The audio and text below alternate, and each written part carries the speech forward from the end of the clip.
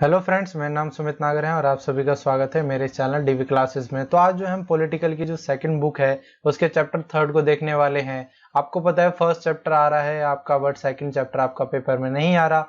Third chapter आ रहा है, third में से भी कुछ टॉपिक जो है डिलीट करे गए हैं। तो थर्ड चैप्टर जो है आपका क्या है, पॉलिटिक्स ऑफ प्लान डेवलपमेंट, नियोजित विकास की राजनीति। तो इसमें जो है हम इसके एमसीक्यू देखेंगे और ये जितने भी एमसीक्यू हैं आपके बोर्ड एग्जाम के लिए काफी इंपॉर्टेंट है। तो एक एक एमसीक्यू को अच्छे से देखना है, स्किप नहीं करना है। तो चलिए बिना किसी देरी के अपनी वीडियो स्टार्ट करते हैं। फर्स्ट क्वेश्चन यहाँ पर देखिए क्या बोल रहा है आपका, NITI Aayog came into existence on dash year. मतलब कब आपका जो है एक तरीके से नीति आयोग जो है बना, वो आपको ईयर जो है आपको बताना है। ऑप्शन यहाँ पर देखते हैं, ए 1 जनवरी 2014, बी आपको 1 जनवरी 2015, सी आपको 1 जनवरी 2016 और 2017 1 जनवरी। तो कब जो है नीति आयोग जो है बना था। और इसी के अंदर जो है एक दूसरा भी क्वेश्चन है, उसको अभी हम देखेंगे। यहाँ पर अगर आप देखोगे 1 जनवरी 2014 में जो 15 में जो है ये बना था। और आपको पता है 2014 में मोदी गवर्नमेंट आई थी और 15 में जो है इसको बनाया गया। और इसको किस चीज को हटा के इसको बनाया गया, तो प्लानिंग कमीशन जो थी उसको हटाया गया, खत्म करा गया और उसकी जगह लाया गया क्या, आपका नीति आयोग। तो नीति आयोग जो है किसको हटा के बना और कब बना, ये दोनों ही चीज जो है इंपॉर्टेंट हो जाती है। इसकी फुल फॉर्म जो है हम आने वाले जो है क्वेश्चन उससे देखेंगे। देखिए यहाँ पर वही क्वेश्चन जो मैंने कहा, अभी हम फुल फॉर्म देखेंगे। तो फुल फॉर्म क्या है नीति आयोग की, वो आपको बताना है। ए यहाँ पर national institution for transforming India, B आपका national institute for transform India, C आपका national intelligence for transforming India, या D none of the above. तो क्या फुल फॉर्म है नीति की, आपको बतानी है। राइट आंसर अगर आप देखोगे क्या है, national institution for transforming India. तो ये इसकी फुल फॉर्म है पूरी। तो यहाँ पर जो है ये याद रखना है आपको कि यहाँ पर जो है इंस्टीट्यूट नहीं है, इंटेलिजेंट नहीं है, क्या है आपका इंस्टीट्यूशन फॉर ट्रांसफॉर्मिंग इंडिया है। यहाँ पर थर्ड क्वेश्चन अपना देखते हैं, बॉम्बे प्लान जो कि आपका 1944 में आया था वो किससे रिलेटेड है। यहाँ पर अगर आप देखोगे क्वेश्चन थोड़ा सा ये गलत है, अभी मैं आपको बताता हूँ, बट आप ये बताइए अभी इनमें से किस चीज से रिलेटेड है। ए फार्मर से, किसानों से, बी इंडस्ट्रियलिस्ट यानी कि उद्योगपतियों से, सी ट्रेडर्स यानी कि व्यापारियों से, या फिर डी डेवलप बॉम्बे, मतलब बॉम्बे को डेवलप करने से ये प्लान रिलेटेड है। तो किससे रिलेटेड है आपको बताना है। अगर देखिए सुटेबल आंसर है यहाँ पर कोई, तो वह इंडस्ट्रियलिस्ट से जो है बॉम्बे प्लान जो है रिलेटेड था। अब देखिए जितने बड़े बड़े उद्योगपति थे, अब ये बॉम्बे प्लान ऐसा नहीं था कि इन बड़े बड़े उद्योगपतियों का ही फायदा हो, उसके लिए जो है ये लाया गया था। या फिर जो बड़े बड़े इंडस्ट्रियलिस्ट, यहाँ पर अगर आप देखिए इन सभी ऑप्शंस में से इंडस्ट्रियलिस्ट जो है वो एक राइट है। क्यों? क्योंकि इन सब ने मिलके एक बॉम्बे में मीटिंग करी थी, उसको बॉम्बे प्लान बोला जाता है। अब बॉम्बे जो ये प्लान बोला जाता है, क्या हुआ था कि इसमें इन्होंने ये बोला था कि सिर्फ इंडस्ट्रीज यानी कि सेकेंडरी एक्टिविटीज यानी कि द्वितीय क्रियाकलाप का ही विकास नहीं करना है। इन्होंने कहा था कि पूरे ऑल ओवर इंडिया का विकास करना है, डेवलपमेंट करना है। ये हम ये नहीं कह रहे कि हमारा ही करो, सभी सेक्टर का, सभी को जो है एक तरीके से विकास करो, डेवलप करो, इनका यहाँ पर ये बात थी। तो इसलिए बॉम्बे प्लान के नाम से ये चीज जो है जानी जाती है। तो इसको याद रखना कि बॉम्बे प्लान जो है इंडस्ट्रीज से और डेवलपमेंट से जो है रिलेटेड था, बॉम्बे के डेवलपमेंट से नहीं, ऑल ओवर इंडिया के डेवलपमेंट से। फोर्थ अपना क्वेश्चन देखते हैं, द फर्स्ट प्लान स्टार्टेड, मतलब फर्स्ट 5 ईयर प्लान जो आपका था वो कब आया था, वो आपको बताना है। देखिए ये आपके पेपर में नहीं आ रहा है, फर्स्ट 5 ईयर प्लान, मतलब 5 ईयर प्लान कोई सा भी आपके पेपर में नहीं आ रहा है। लेकिन जनरली पहली कब हुई शुरुआत, तो उसका तो आपको पता होना चाहिए। ए 1949, बी आपका 1950, सी आपका 1951, डी 1952। अगर राइट आंसर अगर आप देखोगे ये है आपका 1951, यानी कि 1951 में फर्स्ट 5 ईयर प्लान आया 5 सालों के लिए, यानी कि 1951 से कब तक का टाइम पीरियड हो गया इसका, 56। तो इसमें जो है प्राइमरी एक्टिविटी यानी कि आपका एग्रीकल्चर पे जो है ज्यादा खर्चा करा गया था, आपका उन पे जो है ज्यादा पैसा लगाया गया था। इस चीज को आप याद रखना। और सेकेंडरी आपका जो सेकंड जो 5 ईयर प्लान था उसमें जो है आपका कहां पर खर्चा करा गया था, वहां पर करा गया था आपका सेकेंडरी एक्टिविटीज यानी कि आपका इंडस्ट्रीज में जो है खर्चा करा गया था सबसे ज्यादा पैसे का। तो इस चीज का याद रखना कहां पर जो है ये खर्चा करा गया था, क्यों, थोड़ा सा आपको अंडरस्टैंडिंग बनी रहेगी कि विकास किस मुद्दे को ज्यादा जो है क्या कहते हैं वेटेज दी गई फर्स्ट 5 ईयर प्लान में और सेकंड में। बस इतना से याद रखना है ताकि आपका जो और बाकी के जो चैप्टर वो आपके टॉपिक्स है वो क्लियर रहे आपको। फिफ्थ अपना देखते हैं, what type of economic system is in India. देखिए इकोनॉमिक सिस्टम कौन सा, एक तरीके से मैं कहूँ भारत देश में जब आजाद हुआ कौन सा अपनाया वो आपको बताना है। काफी अच्छा क्वेश्चन है, काफी बार पूछा हुआ है। ए कैपिटलिस्ट इकोनॉमी है हमारी, बी सोशलिस्ट इकोनॉमी है, सी हमारी मिक्स्ड इकोनॉमी है, या डी कम्युनिज्म इकोनॉमी है। कौन सी है वो आपको बतानी है। राइट आंसर अगर आप देखोगे मिक्स्ड इकोनॉमी है। मिक्स्ड इकोनॉमी क्या होती है, जो कुछ बातें कैपिटलिस्ट की और कुछ बातें सोशलिस्ट की ली गई है, जो अच्छी अच्छी बातें ली गई है उसी को क्या बोल देते हैं, मिक्स्ड इकोनॉमी। ना तो हम पूर्णतः यूएसए यानी कि यूएसए की सारी चीजों को हमने अमल करा, और ना ही आपके यूएसएसआर, क्योंकि उस टाइम पे तो ये दो थे ना जो लड़ाई चल रही थी पूरी, कोल्ड वॉर जो आपने पढ़ा होगा।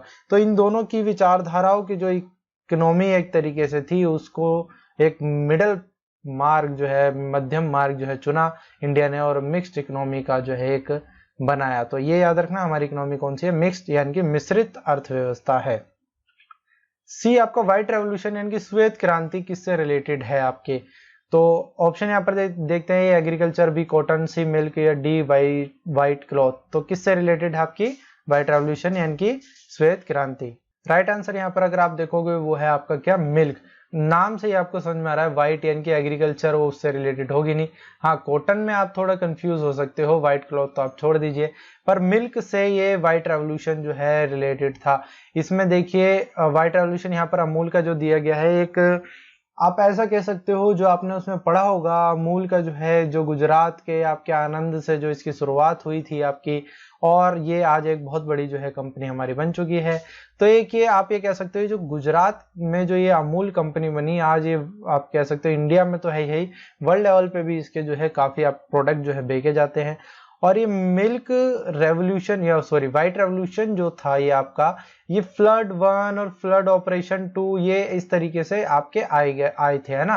फ्लड 1, फ्लड ऑपरेशन, या आप कह सकते हो फ्लड ऑपरेशन 1, फ्लड ऑपरेशन आपका 2, इस तरीके से आए थे। तो पहला जो आया था 19 आपका 70 में आया था, इस चीज को याद रखना। 1970 में पहला व्हाइट रेवोल्यूशन आया, फिर उसके बाद दूसरा मतलब फ्लड ऑपरेशन आया, तो उससे ही रिलेटेड है आपका क्या, मिल्क से।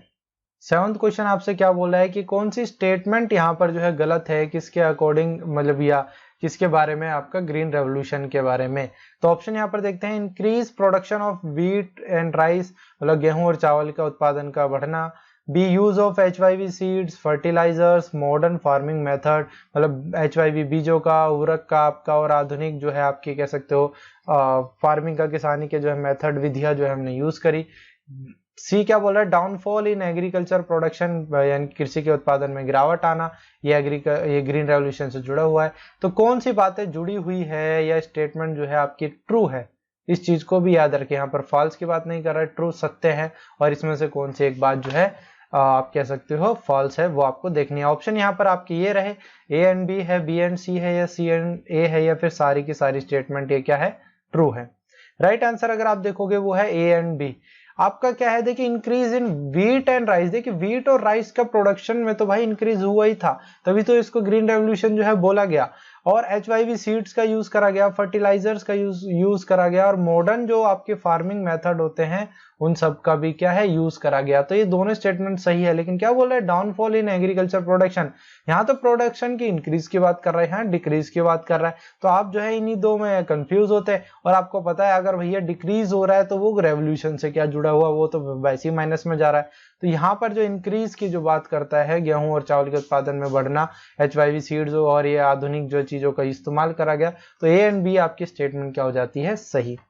8th अपना क्वेश्चन देखते हैं, the idea of 5-year plan was adopted in India from, मतलब जो 5-year प्लान थे जो आपके आए थे, जो फर्स्ट 5-year प्लान और सेकंड 5-year प्लान जो आए थे आपके, वो किससे आपका एक तरीके से, कौन सी ऐसी कंट्री थी जिससे अडॉप्ट करा गया। तो ऑप्शन यहाँ पर देखते हैं, ए यूएसए से, बी यूएसएसआर से, सी जापान से, डी या चाइना से। तो कौन सी कंट्री से हमने ये मॉडल जो है एक तरीके से उठा लिया था 5-year प्लान का, तो ये है यूएसएसआर। ठीक है, थोड़ा इस चीज को भी याद रखना, इंडिया का जो है झुकाव थोड़ा यूएसएसआर यानी कि सोशलिस्ट सिस्टम के प्रति था, और कैपिटलिस्ट सिस्टम के प्रति इतना नहीं था। इसका झुकाव थोड़ा सोशलिस्ट यानी कि जो यूएसएसआर की एक तरीके से क्या थी आपकी आइडियोलॉजी थी उसके प्रति जो है झुका हुआ था, क्योंकि इसमें पावर ज्यादातर गवर्नमेंट के पास थी और गवर्नमेंट ज्यादातर काम करते थे जनता के भलाई के लिए, तो इसलिए थोड़ा सा झुकाव कहां पर था, सोशलिस्ट सिस्टम की तरफ।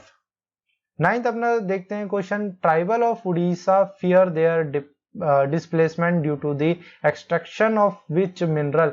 तो ये क्या था आपका, स्टार्टिंग में जब आप चैप्टर पढ़ते हो तो एक टॉपिक आता है उसमें जो है उड़ीसा का जो है एक एग्जांपल जो है दे रखा होता है, उसमें क्या बोल रहा है आपसे कि उड़ीसा में जो है आपका कौन सा ऐसा मिनरल था जिसके एक्सट्रैक्शन अगर उसको करा जाता वहां पर तो ट्राइबल ग्रुप को जो है वहां पर खतरा था।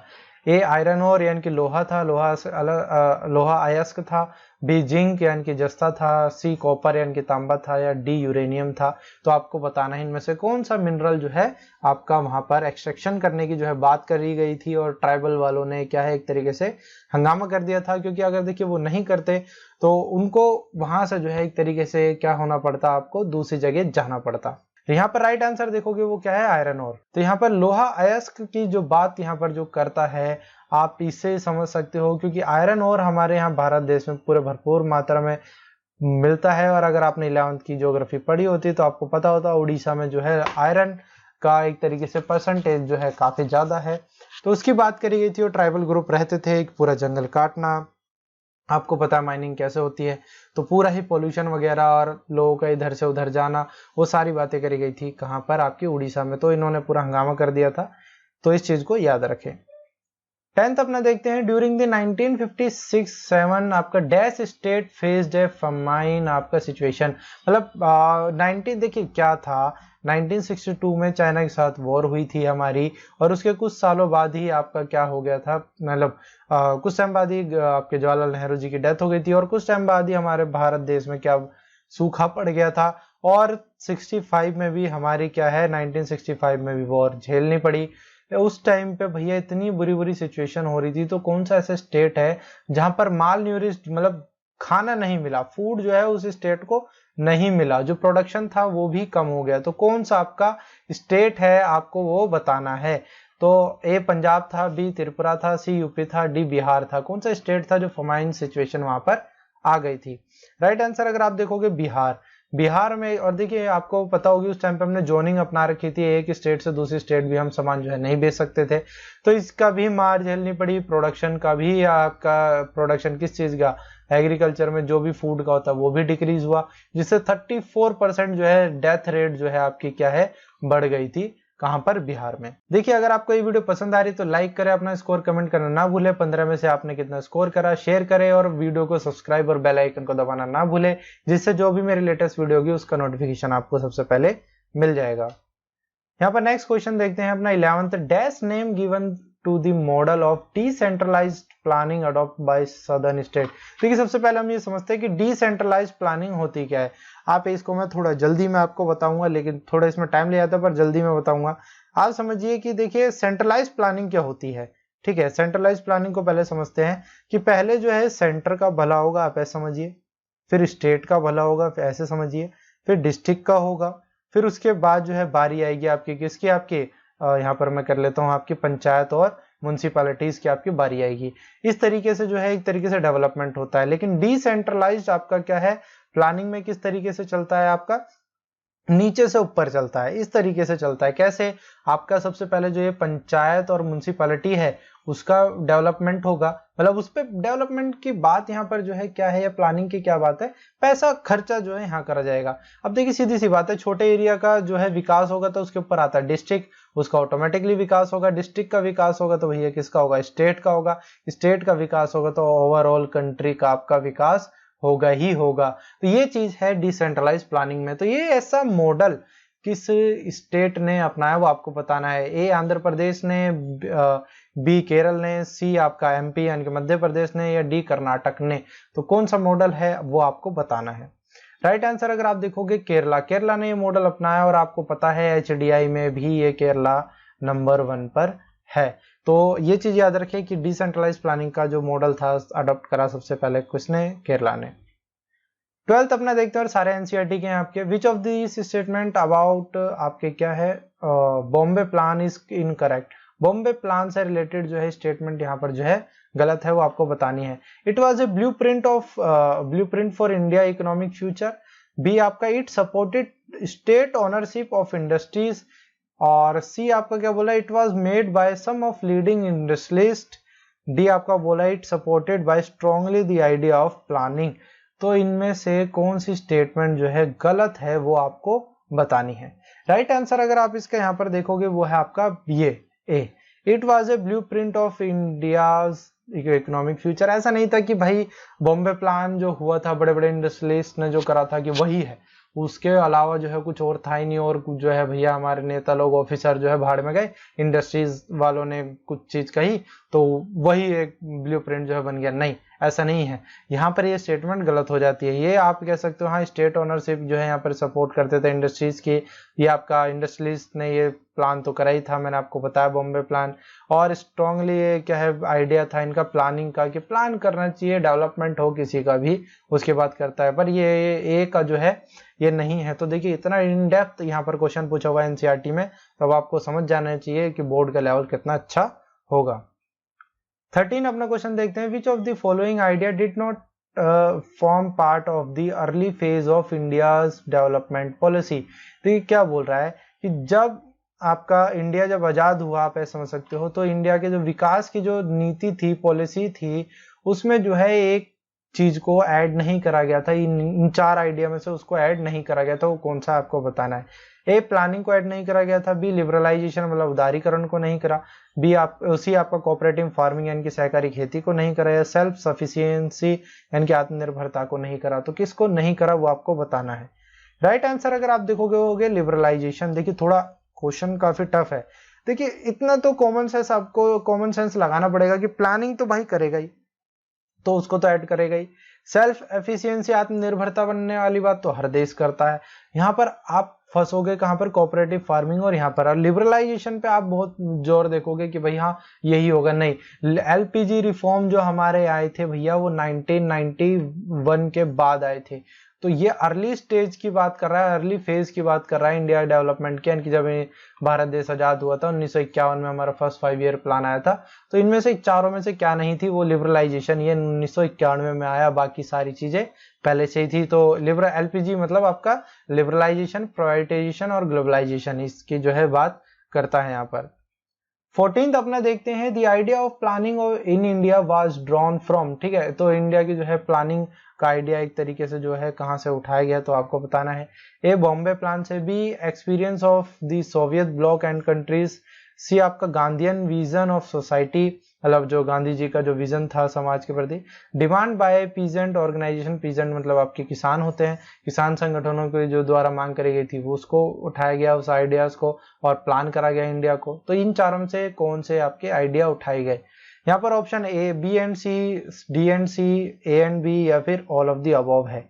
राइट आंसर अगर आप देखोगे आप यहाँ पर ए एंड बी। अब इसको देखिए जरा, experience of the Soviet block of countries, मैंने पहले कहा आपका हमारा झुकाव थोड़ा यूएसएसआर के आपके जो आपका सोशलिस्ट जो एक तरीके से मॉडल था उसके प्रति था। तो ये चीज एक तरीके से ऐड करी गई आपकी। और बॉम्बे प्लान, तो बॉम्बे प्लान ब्लूप्रिंट नहीं था लेकिन एक इम्पोर्टेंट जो है आप ये कह सकते हो प्लान था देश की जो है एक तरीके से विकास के लिए।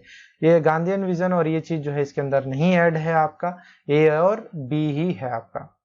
ये यहाँ पर जो है आपको मैच ऑफ द फॉलोइंग करनी है इन क्वेश्चन में। तो ऑप्शन यहाँ पर देखते हैं, ए चरण सिंह, बी इंडस्ट्रियलाइज्ड मतलब बी आपका पीसी महालनोबिस, सेकंड जोनिंग, सी आपका बिहार फेमाइन, बिहार में अकाल जो मतलब पड़ा फार्मर से, और वर्गीज आपका कोरियन, तो ये आपका मिल्क कॉर्पोरेशन से। मतलब ये आपको मैच करने हैं, ये मैंने सिर्फ ऐसी ऑप्शन बताया, आपको मैच करने हैं कौन सा किसके साथ है।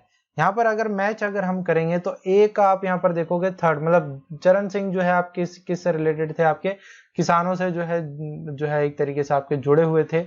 और आपका बी पीसी महालनोबिस जो थे आपके वो किससे थे, इंडस्ट्री मतलब इंडस्ट्रियलाइजेशन से, जो इंडस्ट्रीज जो बड़ी बड़ी थी उनसे जो है जुड़े हुए थे।